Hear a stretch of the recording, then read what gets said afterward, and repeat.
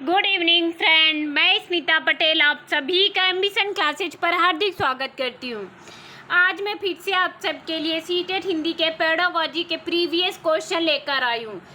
जिन विद्यार्थियों ने ये हिंदी के पेडागोजी के 15 क्वेश्चन कर लिए, यानी इस वीडियो से आप लोगों ने अगर 50 में 50 क्वेश्चन कर लिए तो यानी आपकी हिंदी पेडागोजी की बहुत अच्छी सी तैयार है। और हिंदी में ही इम्पोर्टेंट नहीं, पेडागोजी तो हर सब्जेक्ट में सीटेट में पूछा जाता है, उससे आपकी पूरी की पूरी पेडागोजी सब्जेक्ट में अच्छी हो जाएगी। जिले के 82 स्कूलों के शिक्षकों का वेतन रोका गया है, यानी जितने जिले हैं हमारे जिले के 82 स्कूलों में शिक्षकों का वेतन रोका गया। डाटा भेजने के बाद फाइल नहीं खुली, फंसी भर्ती, यानी यूपीपीएससी की भर्ती फंस चुकी है।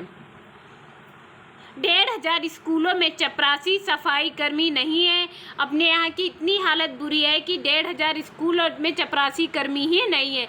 2010 से 2014 तक अभियान के तहत खुले स्कूलों का ये हाल है। नए आयोग में बढ़ सकते हैं सदस्य, यानी नए आयोग के गठन को ट्विटर पर फिर अभियान मिला। चलिए अभी हम स्टार्ट करते हैं। आज का हमारा पहला क्वेश्चन है, पढ़ना सीखने के लिए आवश्यक है कि पढ़ना सीखने के लिए आवश्यक है केवल लक्ष्य भाषा सुनने का माहौल है। केवल हमारा निगेटिव पॉइंट है। घर की भाषा सुनने बोलने को मिले, लक्ष्य भाषा की अर्थपूर्ण और रोचक सामग्री सुनने पढ़ने को मिले, चार्ट अधिक से अधिक कक्षा में लगाया जाए। चार्टों की मात्रा अधिक होनी चाहिए, उससे बच्चे हमारे गतिविधि करके सीखते हैं, जैसे ABCD का हो गया, वर्णमाला का हो गया। लेकिन इन दोनों से सबसे अच्छा है कि लक्ष्य भाषा की अर्थपूर्ण रोचक सामग्री सुनने पढ़ने को मिले। सी ऑप्शन हमारा यहाँ पर राइट हो गया। भाषा केवल अभिव्यक्ति का माध्यम ही नहीं बल्कि स्वयं से का माध्यम है, यानी भाषा हम सबसे ज़्यादा कब सीख सकते हैं, जब हम एक दूसरे से संवाद करेंगे या बातचीत करेंगे। सी ऑप्शन हमारा यहाँ पर राइट हो गया।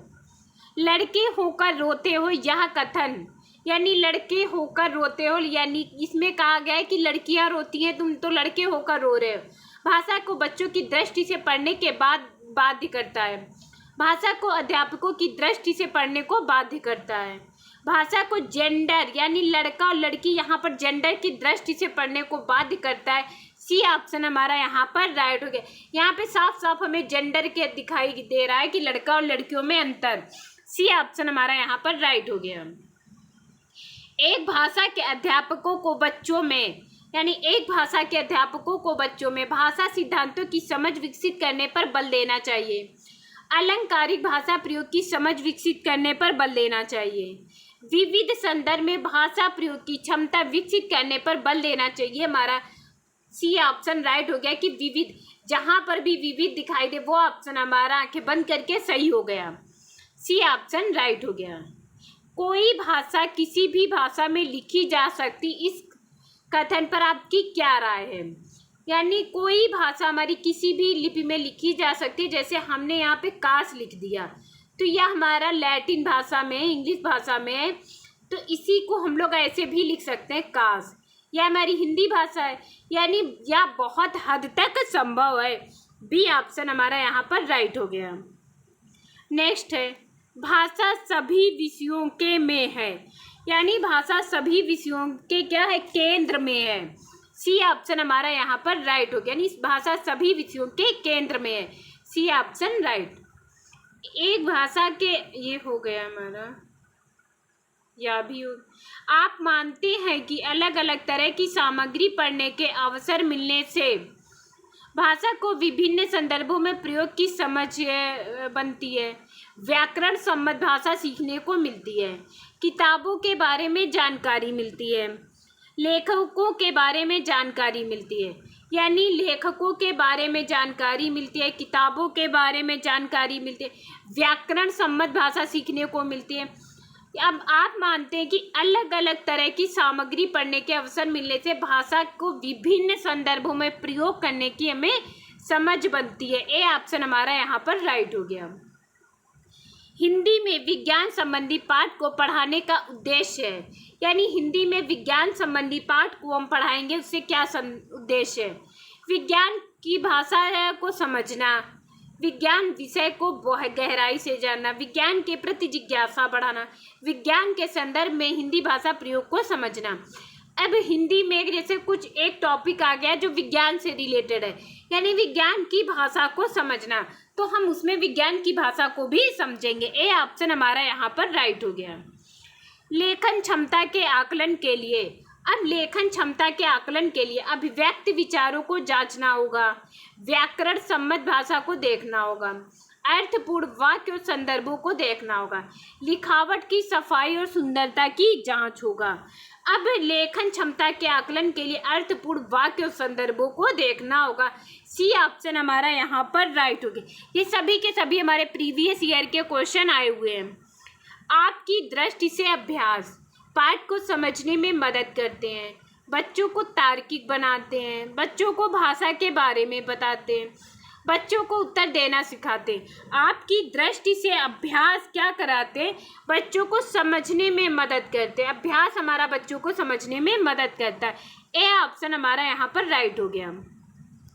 उच्च प्राथमिक स्तर पर भाषा सीखने सिखाने का एक उद्देश्य है व्याकरण के सभी नियमों को कंठस्थ करना, साहित्य की गद्य एवं पद्य विधाओं की रचना, हिंदी भाषा के समग्र इतिहास के बारे में जाना, भाषा की नियमबद्ध प्रकृति को पहचान और उसका विश्लेषण करना।